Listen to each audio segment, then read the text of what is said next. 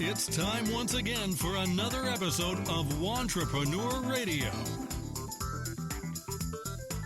Broadcasting live from the Pro Business Channel studios in Atlanta. And now here's your host, mark-myette. Greetings, everyone. Mark-myette coming to you live from Atlanta, GA. Hey, Rich, we got a great program today. But before we get into the program, I don't think you and I have actually had a conversation since the calendar turned to yet another year. So how are the resolutions going for you? Oh, yeah, we were... I think my New Year's resolution is to start drinking more, right? I don't feel like I drink enough alcohol, right? So I'm going to add that to my YOLO list. But seriously, great things happening here at the PBC Pro Business Studios, and having Wantrepreneur Radio is really cool. It's a very exciting episode, like you mentioned this morning. But we've had quite a lineup of guests in the past, and some exciting things. What's going on in your world for the new year for 2016? Well, I'm excited to say that I'm very close to being able to show people and to give to people another resource. A book is coming out in less than 30 days. Wow. And it's called Wantrepreneur. Right. Do you have what it takes to be an entrepreneur?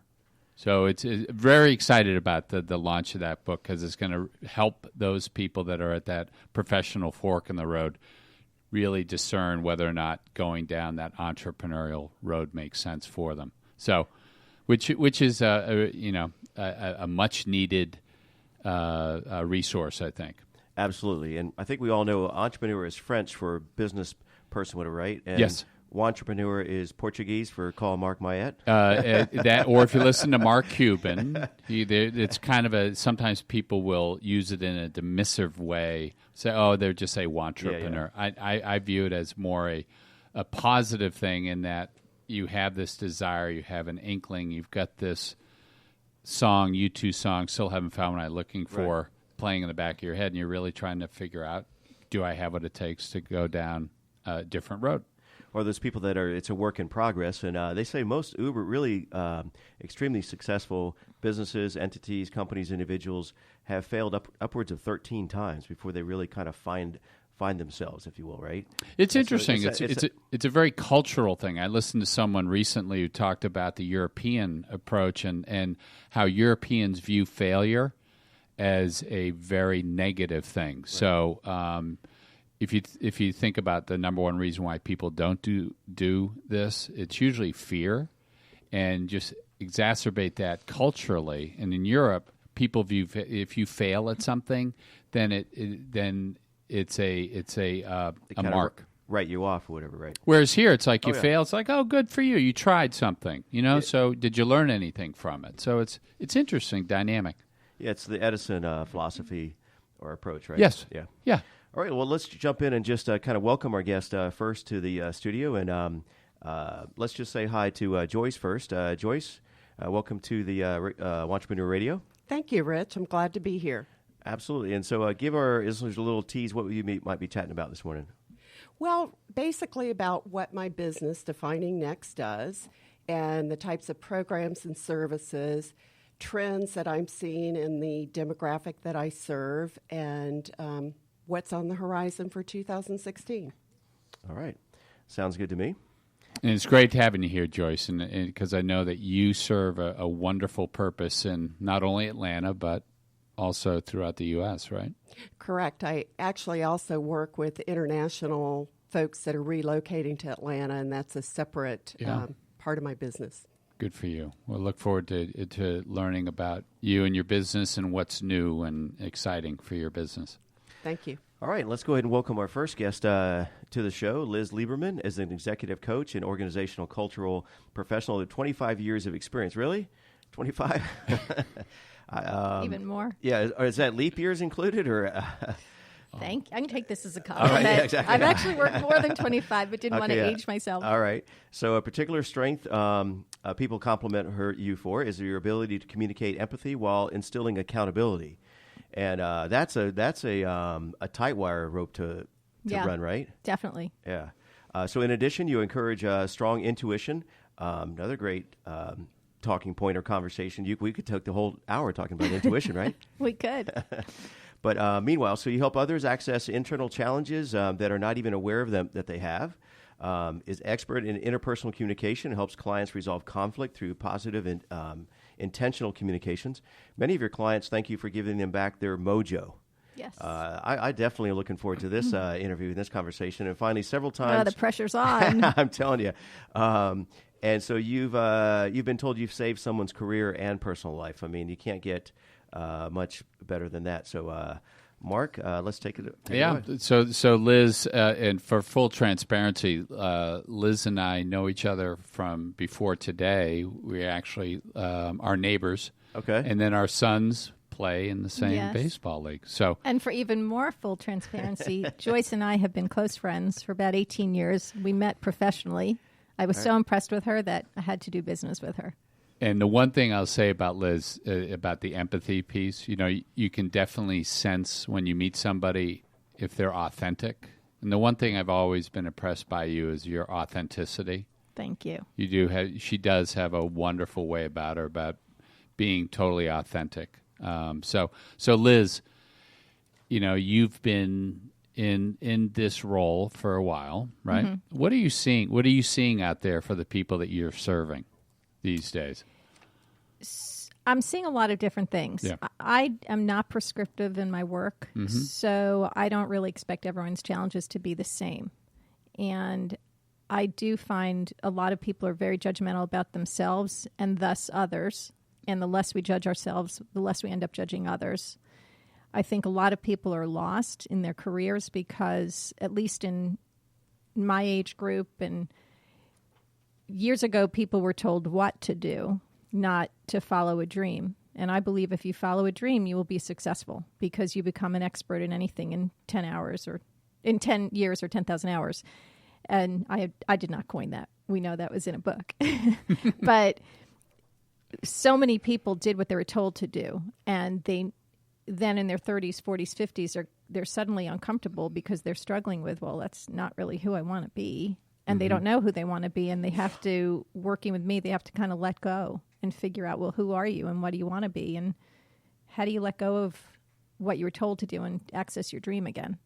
And what does that look like? So if I were to engage you in your service to help me find, and by the way, I'm totally focused and I know what my calling is and I'm good, but just say hypothetically, what would an engagement look like for you and I if I were to be a client? Okay, and thanks for asking that question because I'm sure there are a lot of listeners that have a similar question. I find that with facilitation that when someone's brave enough to ask, other people benefit. And I think I would first, people will call and say, can you help me with my resume? And I'll say, okay, I can do resumes. In fact, I make a living doing them, but I don't really believe in them. And I'll talk to them first. And not that I don't believe in them, but they're not the end-all, be-all of finding work. It's who do you want to be? And sometimes I'll look at a resume and they're missing their accomplishments or they're just giving a laundry list of what their jobs are. And I try to talk to people and find out, well, who are you? Who do you want to be? And then there are moments of they're not even honest with themselves yet because they don't know, really. They haven't had the opportunity to be honest. And I have to say I had a situation one time. It's interesting. I was meeting with a client, and I was a little bit uncomfortable. At some point, I thought, I don't really like this client, and how can I work with someone I don't like? And I said, I have to do a timeout, and I have to say, I know you're telling me who you are, but I'm just getting an uncomfortable feeling. And the person started to cry and say that they had been told they have to be this way, and that's not who they are, and their real person is something different.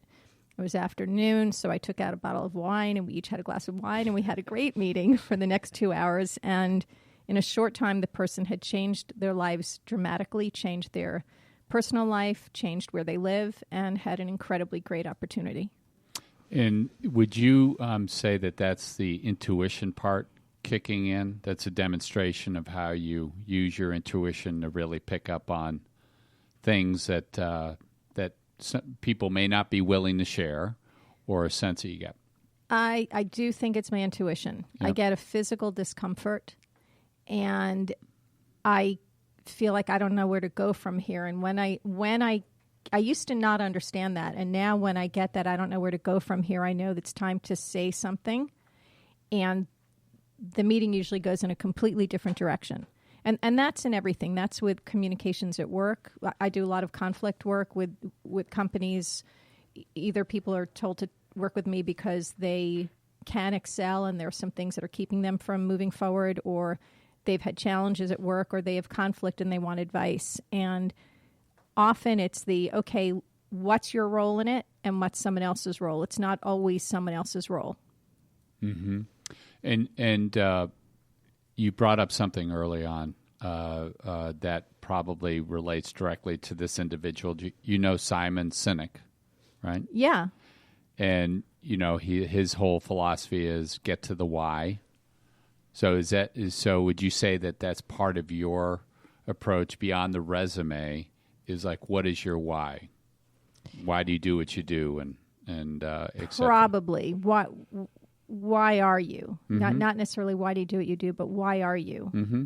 And I want to piggyback on something you guys were talking about earlier, the failure thing. One of the things I try to teach people is, I agree, people fail before they succeed. And I'll say to people, how often do you see someone on TV talk about their great success and say, I woke up and was successful? Typically, they failed. So when I personally have a challenge, I'll start feeling it, and then I'll remind myself, and I'll literally take my fist and kind of pull it back like, oh my God, this is the moment I'm moving forward. And I try to get people to look at failure as this is step one in my success, and how lucky am I that I'm on my way, to just kind of help them redirect their thoughts. And I do that with people when they're communicating with other people. I remind them, when someone pushes your button, they're not doing it intentionally. They don't have a movie reel of your life. They don't know what your buttons are. Mm-hmm. So don't accept it as a pushing of your button. And are you finding that you're working with a specific demographic, or what is the typical demographic of the folks that you help? I don't have a typical, and I'm not typical in general. So I sometimes say I'm a bit of a renegade. I don't have a typical. I work with middle school and high school students from challenging situations to give them hope, and I work with people in their 20s to help them understand how the work environment differs from school and how they can succeed despite the odds that they feel, and remind them that in 20 or 30 years they'll be me looking back at someone in their 20s helping them. Mm-hmm. And then the people in their 30s, 40s, 50s who are, quote, stuck and want to be happier, and realize as you get older, happiness is more important than economics. And so letting them let go of the worry and just have the hope. And I don't know if that's exactly answering your question. I hope I'm responding to your questions I hope I'm not being a politician saying what I want and not answering. So it sounds like you're across the board demographic. Yeah. And the interesting thing is, since you mentioned middle school, high schoolers, right? Mm-hmm. And also elementary school? Or not more so much middle? Elementary school, even though I have an elementary schooler. And so I try this all out on him and his friends. Because if you think about it, the brain develops isn't until someone is reached the age of about 24, right? That their brain is to a point where it's fully developed. So would you say that having the opportunity to work with middle schoolers and high schoolers, you're able to at least have an influence in regard to how they perceive life, how they perceive their careers, etc.? I think that people sometimes just need one person to believe in them. Mm-hmm. And I think back to my life and my upbringing, and it was one person who talked about what she did for a living, which was outplacement then. It's now career transition. And I thought, that's who I want to be. I was too young to be it, but that was the path I took. And then when I was able to do it, I started doing that.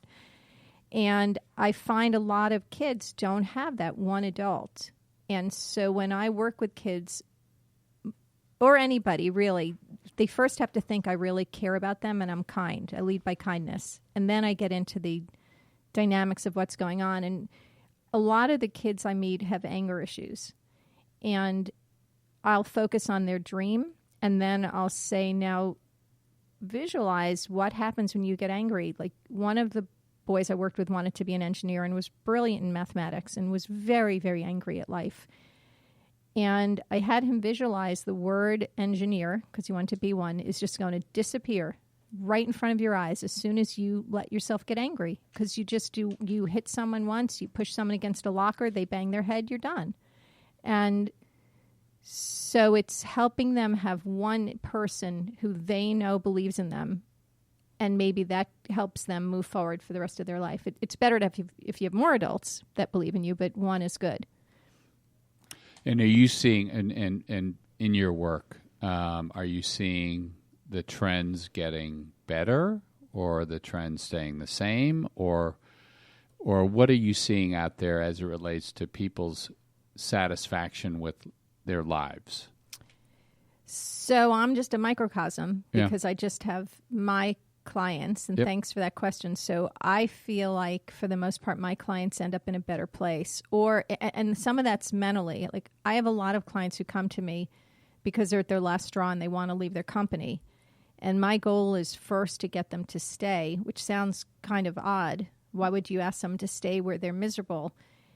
And I help them understand, get happy where you're at, and then we can look for something better. Don't run from, run to. And many of my clients end up staying where they're at and moving up and are so happy because they combated what the challenge was there, as opposed to running away from it and bringing the challenge elsewhere. And when you finish your consultation, or if you're working with a group or an individual, how do you define success when you're working with them? So there's several ways. If they call me back, I think I'm successful. Or if they send me an email about the good news that happened to them. My goal is not to keep someone with me for years, although I have people I've been working with for 2, 3, 4 years, and some companies for 12 years or even longer, and I like that. My goal is not to have them need me, but want to see me. So if we have one meeting and that sets them forward, then I'm thrilled. And I know it because they send me an email saying, oh, I got this interview and I got the job, or I'm not having this fight with my spouse anymore, or yeah, I'm doing great with my supervisor. When they refer other people to me, and when they come back, because my business is all referral. I don't really market. I will this year. It's 2016. I'll add that to my bag of tricks. But I don't really market, so that's how I know success. If they're happy, if they refer me, if they tell me the great things that happen to them and other people. Good for you. And before we move over to hear from Joyce, what's the best way for people to reach out to you, Liz? Just say out loud, Liz Lieberman. No. Wouldn't that be great? It'd be like magic. They could contact me by phone at 404-451-3675. It's confidential voicemail. Or by email, Liz, Liz, at, and then all one word, thebiggerhalf.com. Like if you cut something in half and someone said, I want the bigger half. Or on LinkedIn, Liz Geringer Lieberman. Excellent. And one anecdote, you asked before about elementary school. Yes. So you know the whole Morningside variety show stuff, right? Because yes. Your children, I've seen in them in very good jobs.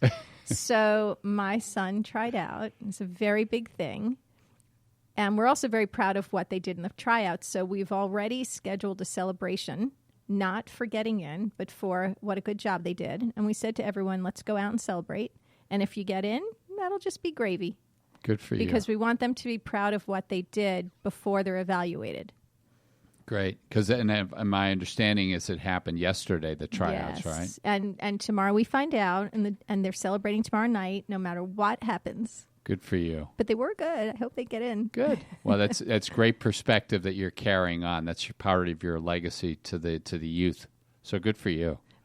Thank you. And my thing is be positive, not Yep. My points to people are lead with kindness, and you can flip anything to positive or negative. So try to flip to the positive. Good for you. And so Now let's hear from. We'll be hearing from Liz again in a group conversation. But Rich, let's introduce Joyce. All right. So Joyce is the founder and chief transition strategist of DefiningNEXT LLC. Joyce's corporate credentials include consulting with Deloitte sales, with IBM, training with computer associates, and product development with Jostens Learning Learning Corporation. And you transitioned into outplacement industry as a contract consultant to several of the big players before settling with a small local firm in business development role. Following the birth of your son and subsequent death of your father, you lost interest in the corporate world, took a sabbatical from work to focus on family, friends, health, and personal development. Joyce says that hitting the pause button, and I was reading that. I love that idea, right? I think we need to do that. How often do we need to do that? Maybe once a day. I believe in an afternoon nap. Yes or yes? Well, I'll say that my husband will endorse you on that one. Okay, yeah. But bigger than that afternoon nap. So this idea of this pause button, you feel extended your life expectancy? I do. And we're going to definitely hear more about that. I guess the pressures of work and all that was kind of falling on your shoulder at the time. But so this nourished your spirit and gave you the courage to strike out in a new direction. Congratulations on that. So in 2011, you launched your current business, and that's what we're going to hear more about here this morning. And thanks, Rich. And Joyce, pleasure to have you. And the nice thing is, first and foremost, so how do you and Liz know each other again? Well, I'm going to go back, wind the clock back. I met Liz at I'm trying to remember what kind of luncheon, and somehow I got seated at the table with the London International Group, and I discovered through conversation that they were a condom manufacturer. And I thought, how did my lucky stars land me at this group of people that are so humorous and fun-loving? And the best thing that came out of that event was meeting Liz. She had a need for outplacement. She was an executive with LIG and Human Resources, and we connected over lunch, and she brought my firm on board to handle outplacement situation very quickly thereafter. And then we developed a friendship from there, and later Liz brought me in to do some co-facilitation work with her. Isn't that great? And then so fast forward to today.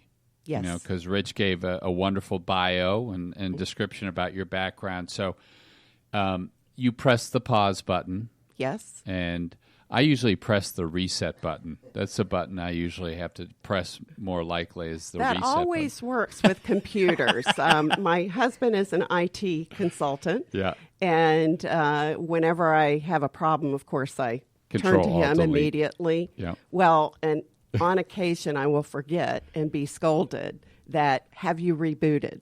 And that's the answer 9 times out of 10. And so speaking of rebooting, resetting, yes. Pausing, so what does your typical client today look like? My typical client is between the age of 15 and 35. And usually when people come to me, they're at a real low point. This past year, I had 4 different young male clients who had either dropped out or been kicked out of college. And that's a situation no parent is prepared for, no parent wants to be in that situation, and nor do the young people. And so in those cases, there's a period of denial, grief, letting go of the path they were on, and it really is a reboot.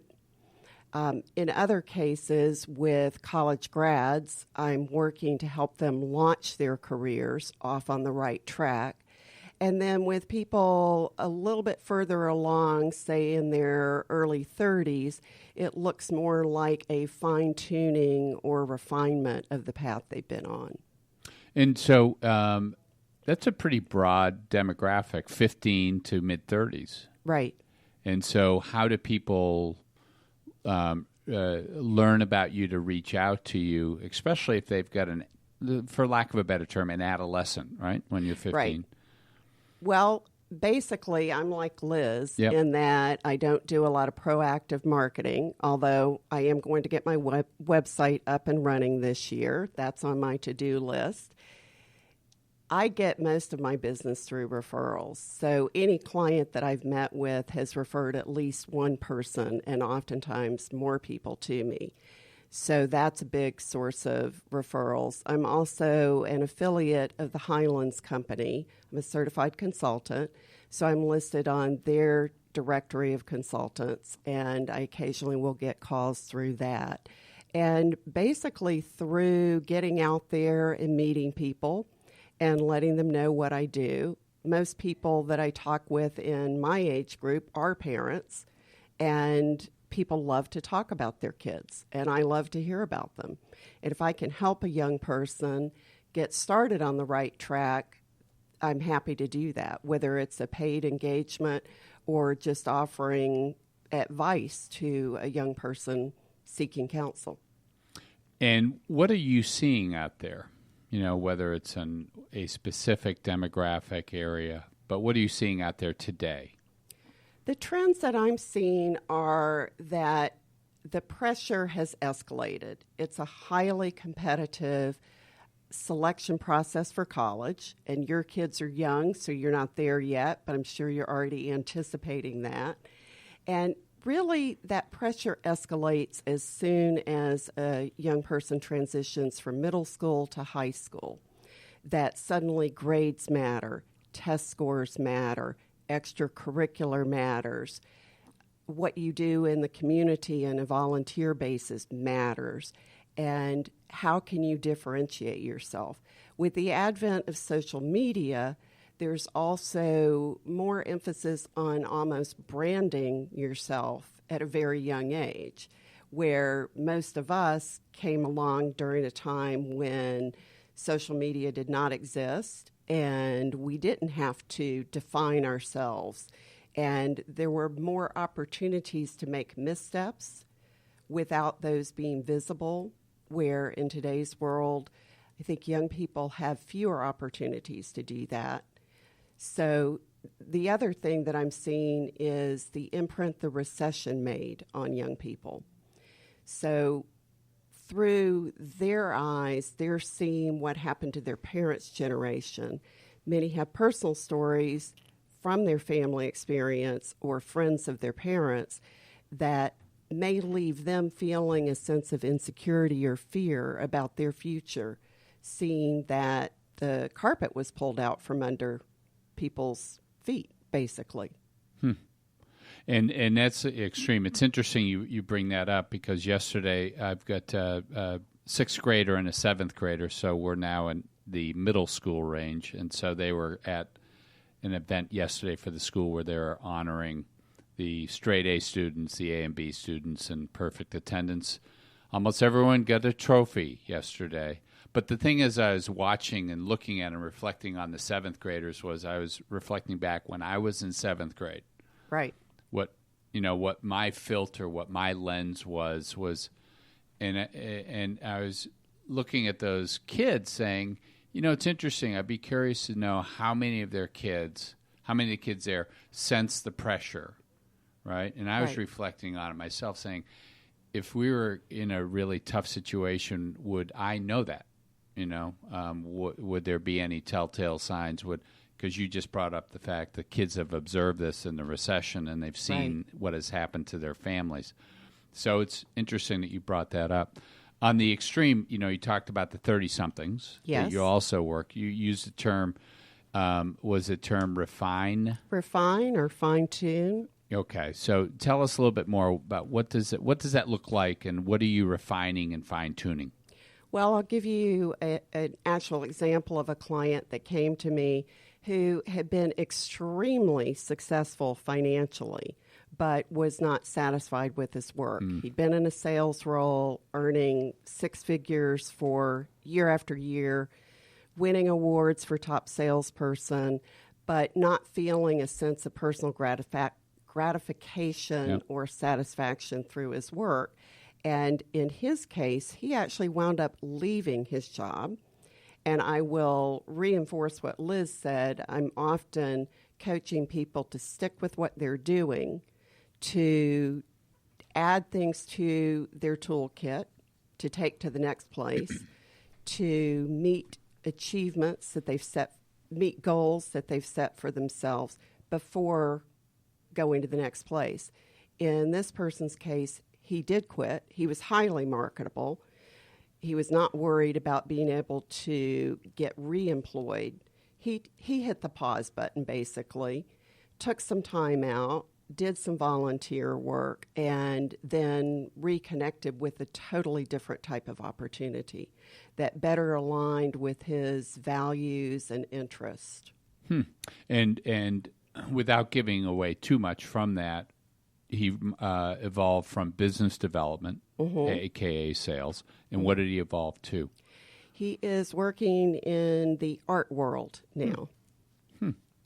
Good for him. And you know, Joyce, we're going to be bringing in Liz now. But before we do that, how do people reach out to you? Yes, you can reach me at Joyce at DefiningNEXT.com. And that's the easiest way to connect initially to arrange a time to talk.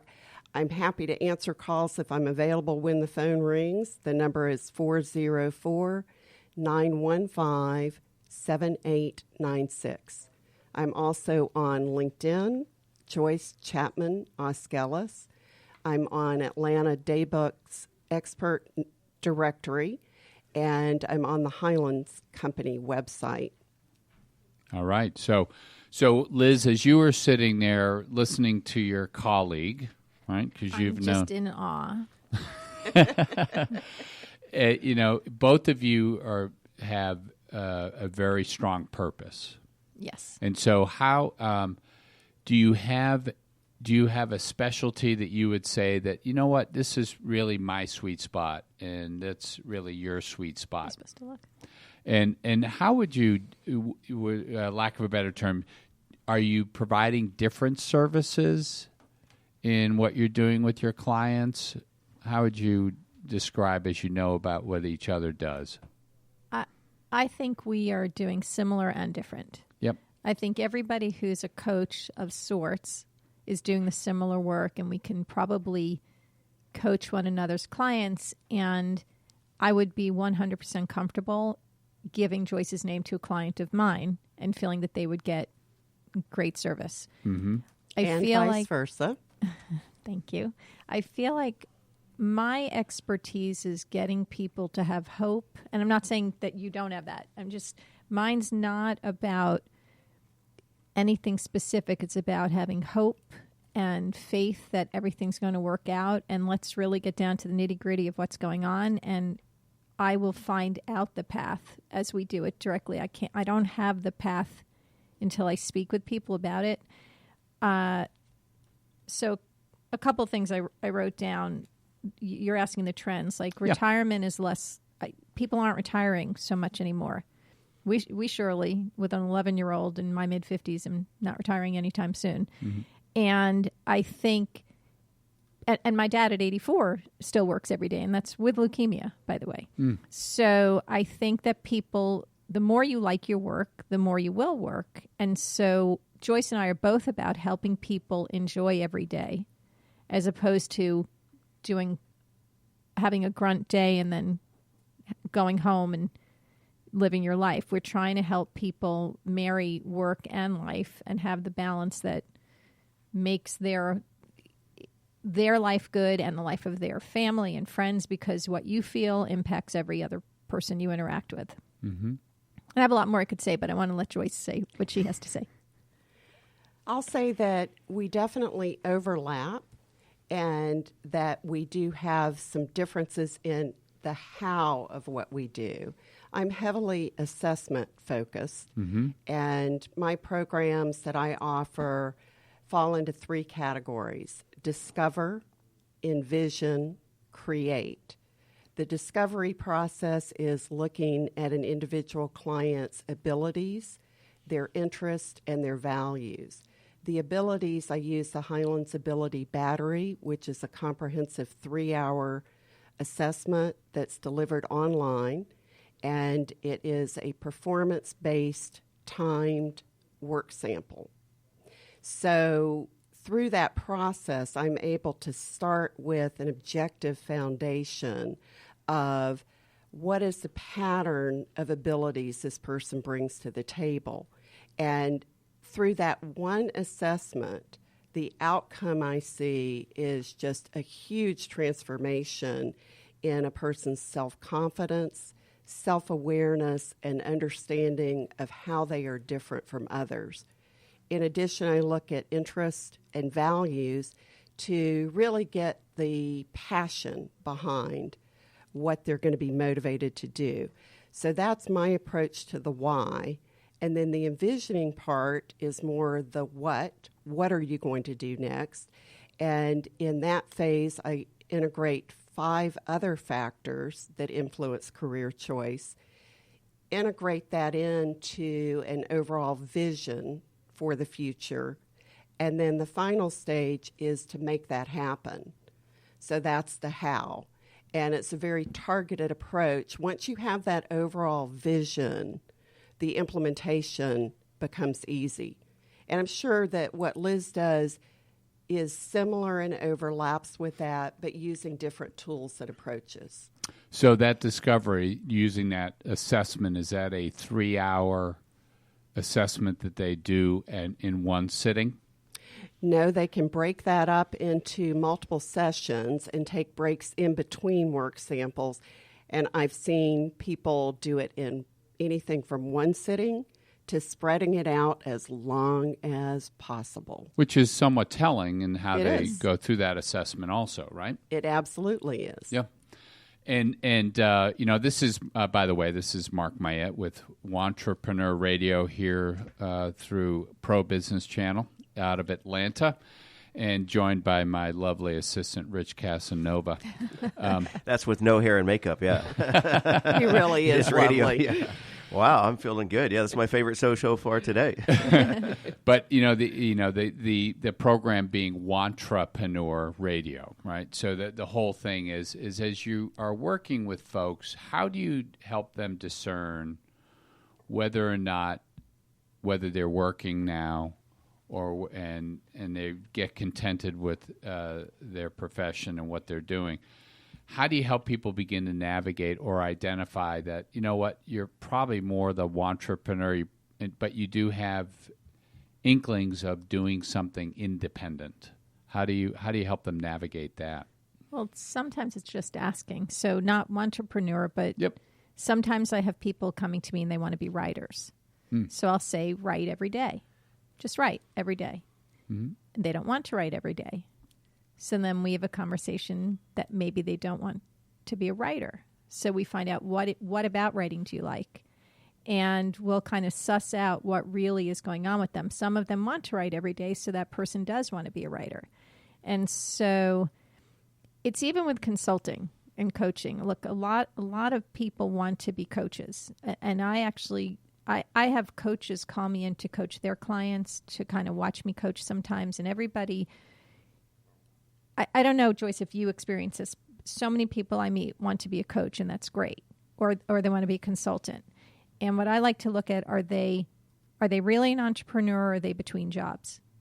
And many people are an entrepreneur between jobs, and then we have a conversation. We'll do a list. What do you value about the workplace, and what is it? Why do you want to be independent?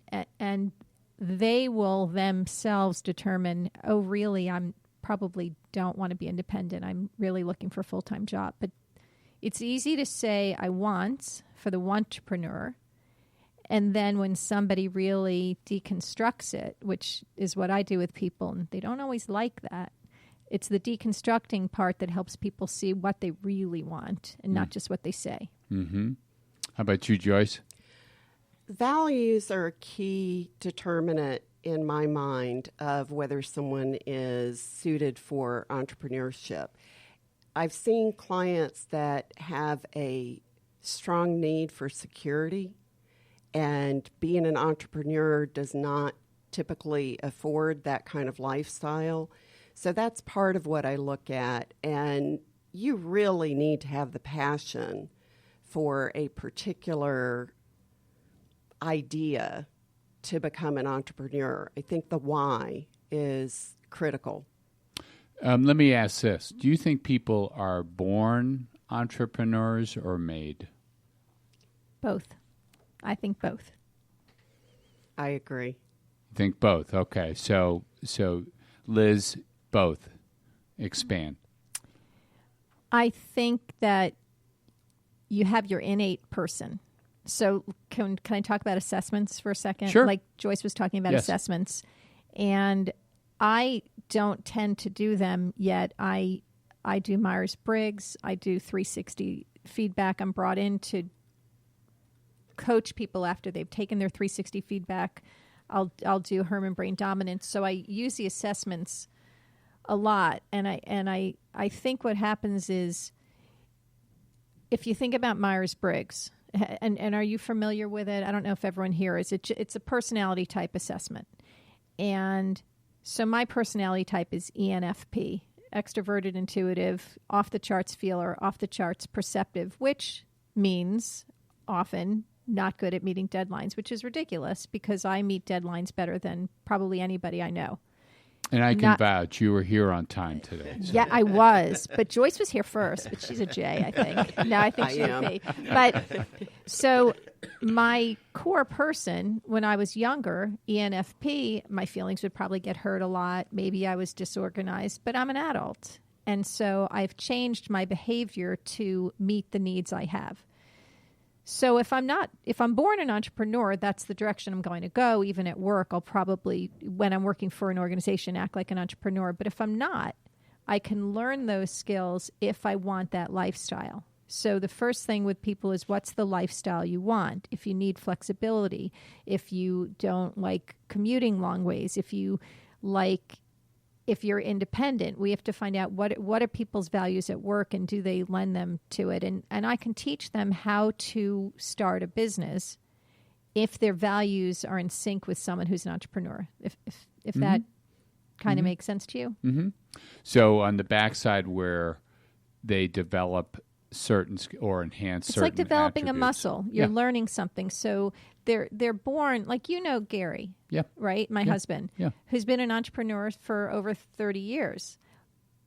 And I've been one for 16 years. But the truth is, I'm much more of an entrepreneur than he is. There's a lot about working in an office that he prefers more than I do.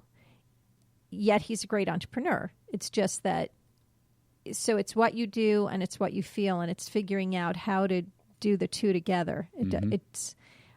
I don't think you can say, like you brought up Mark Cuban before, well, he's an entrepreneur, but I'm not looking for that kind of success. For people who want to make their same salary, we talk about, well, what do you have to do to make the salary you made at work? What do you have to give up? How much do you have to charge per hour? How often do you have to work per week? How much do you have to market? And then you figure out who wants to take that risk or not. I think you were saying, Joyce, the risk and security. But now my only thing on that is I don't think there is security anymore at work. I think that there's absolutely no security. People want it, which is why they want jobs. And I try to get people to Domino on what you said a little bit before, add to their bag of tricks, add to your portfolio, because you're you wherever you go.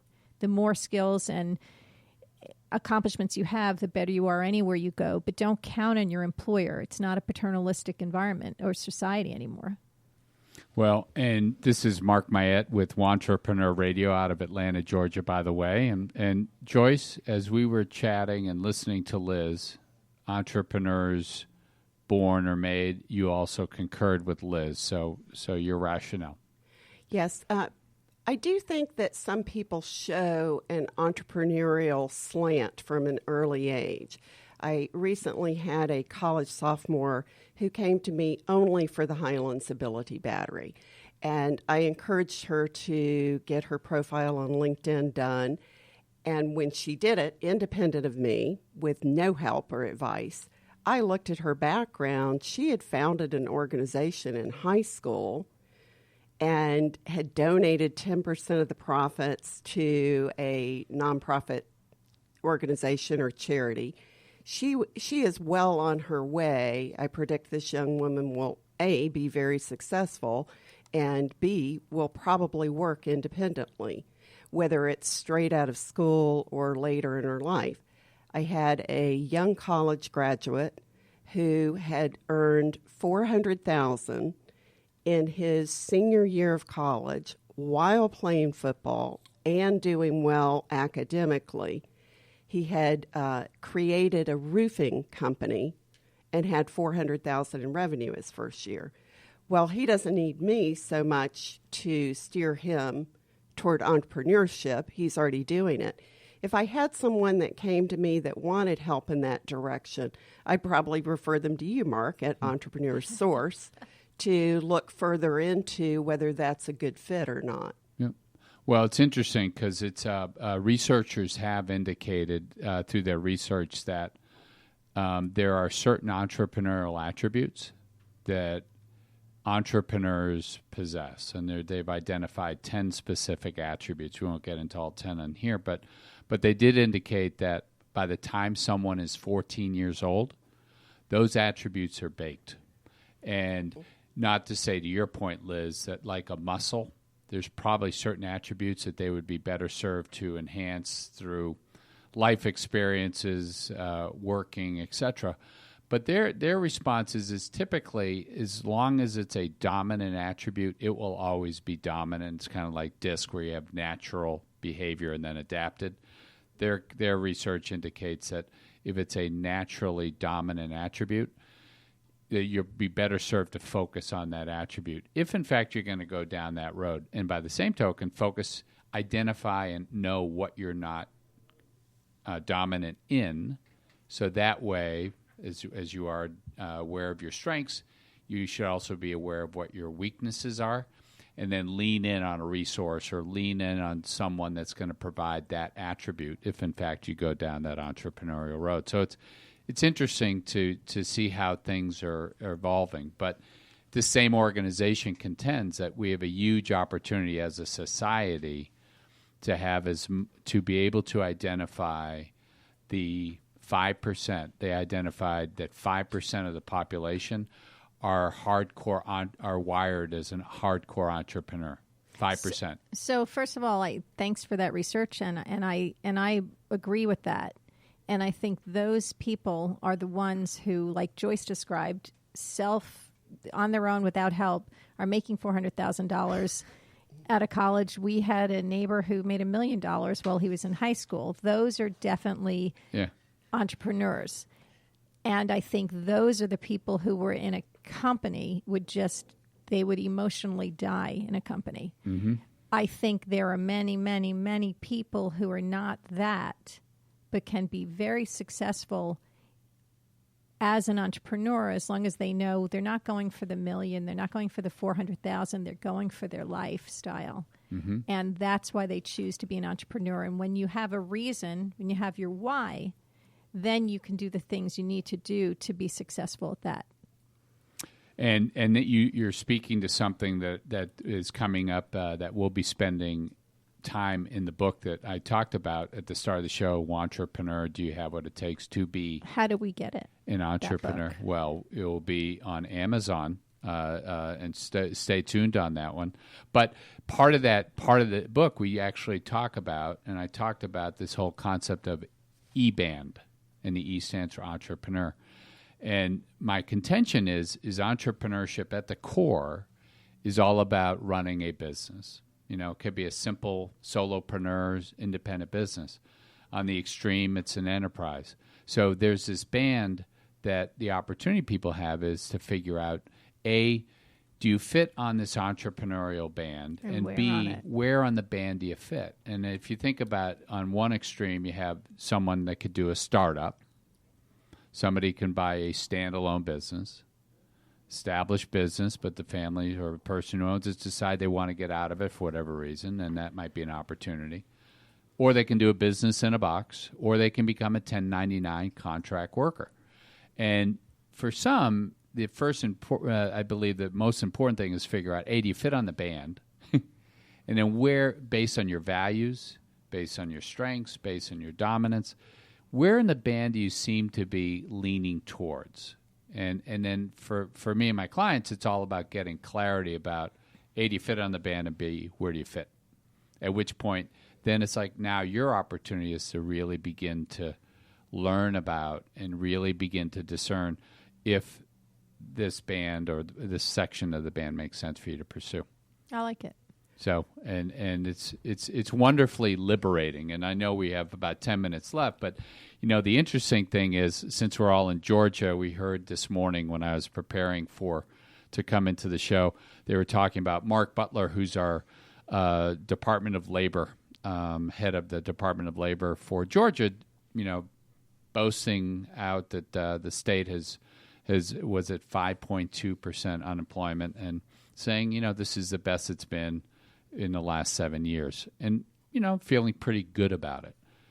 When you hear 5.2% unemployment, what's your philosophy? Do you think that that doesn't truly reflect what's happening out there in regard to people that are working, people that are or underemployed, or what are you seeing in that regard?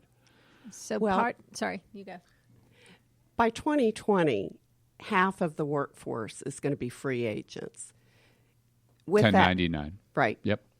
With that said, a lot of folks that are free agents are not necessarily making a living. So there are so many people underemployed, working below what their potential is or what their qualifications are. We're still pulling out of the recession from 2007-8, and getting people reemployed fully. Liz? So the first thing I hear is 94.8% employment. And I think, well, there are a lot of jobs out there. And so that's the Pollyanna part of me. And I totally agree with Joyce. I think a tremendous number of people are underemployed. I think that we don't even have statistics on a ton of people that are not working. And the figures are not as good as they look. That said, I believe if you want to work and you are willing to put in effort, you will be employed. I have never met someone who is able to work and wanted to work and was willing to do their best that wouldn't succeed. And I think about, I was involved in a lot of M&A activity with different companies, and people would always come to me and say, am I going to have a job? And I'm not allowed to tell them that when when I'm working with a public company. My job is to protect them, but not reveal something that could hurt the stock market. And I would say to them, look, I can't tell you if you will or won't have a job, but I can promise you won't have a job if you stop working now and just wait for this to play out. So do your best, work your hardest. And if you give notice, work till the last day. Let people have a great opinion of you, because that's what follows you through life. And I have never met someone who doesn't put the effort in, who doesn't find work and find really good work, no matter recession or not. Well, and then the other dynamic, and that's a really good point, is that if you think about where we're at, 70 to 80%, whatever, you'll hear different numbers from organizations about the engaged employees. Yeah. 70 to 80% are, quote, disengaged. And another stat I saw that they identified is one in 5, 20% of employees wish harm on their companies that they work for. I believe that. So here's someone, 1 in 5 employees, and regardless of what it is, wishes harm on their employer. And it's just a dynamic that you got to figure, there's something wrong here. And, it's just, and another dynamic is white men in their 40s or 50s, depression, addiction, suicide are skyrocketing. And it's isolated to the United States. United States right. In the industrialized nations is spiking in these 3 areas, and which is a bellwether for something's not right. So it's I don't know. And it's you challenging. have to believe that 1 in 5 that wish harm on their employer they're working for the wrong employer. Mm-hmm. That's not the right fit. And I think that's what coaching is all about, Yes. is helping people find where they fit. You're not going to have that animosity toward an employer if you're doing what you love and you're in the right place. And if you're in the right culture. I agree. I think that people like Joyce, like you, like me, like a number of people that do what we do, help people re-engage or physically disengage, where they either stay and they're engaged or they leave. And I think it's absolutely not the fit, whether it's not the cultural fit or it's not the work fit. And some of it is the organization is kind of closing an eye to what's happening. I'm lucky enough to work with companies that really care what their employees think. So they let me ask their employees what they think, and then they listen when I say, give them the bad news if there is any, and then they try to address it. And I think I work with great clients who are willing to be honest so that we can affect change. So I think it's a group effort to make people re-engage or leave, and to say 1 in 20 wish harm in their company, or 1 in 5 rather. That's a scary thing. We've heard of terrible things that happen at different companies, and we all have to make sure that we're paying attention to people, paying attention to how they feel, and watching. If someone's unhappy, get on it, because they might be the person who wishes harm on you or others. Well, and wish we could talk again. It sounds like we probably should have you back to continue the dialogue. This is mark-myette with Wantrepreneur Radio, and we're going to do a quick round robin. And as you are listening to this podcast, you're probably getting a great sense about our guests today. And if you would like to follow up with our guests, I'm going to give them an opportunity to share with you how you can best reach out to them. So, Liz, how can people reach out to you and engage? Contact information again? Yes. By phone, 404-451-3675. By email, Liz at, all one word, thebiggerhalf.com, or thebiggerhalf@gmail.com, since sometimes my email doesn't work. And the bigger half is basically, as I said earlier, cut something in half and you want the bigger half. And on LinkedIn at Liz Geringer, Geringer, Lieberman. Great. Joyce? Yes, Joyce at DefiningNEXT.com. On LinkedIn, Joyce Chapman Auskelis, and I'm realizing I should have spelled my last name. Which I do every day. AUS as in Sam, KELIS as in Sam.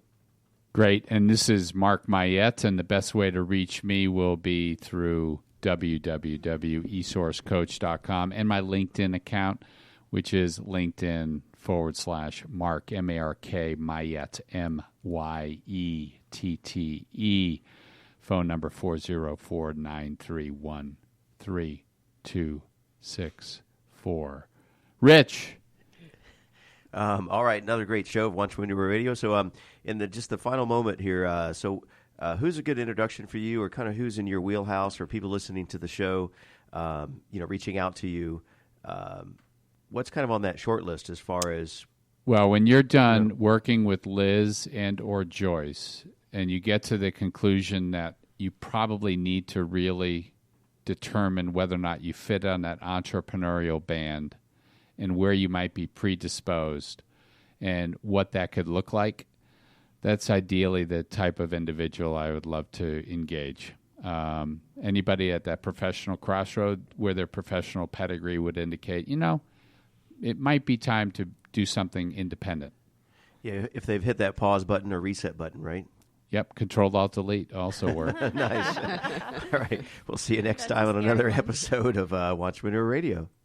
Thank you again for joining mark-myette and his guests on the Pro Business Channel. Use the social media links here to share today's show and stay tuned for the next episode of Wantrepreneur Radio.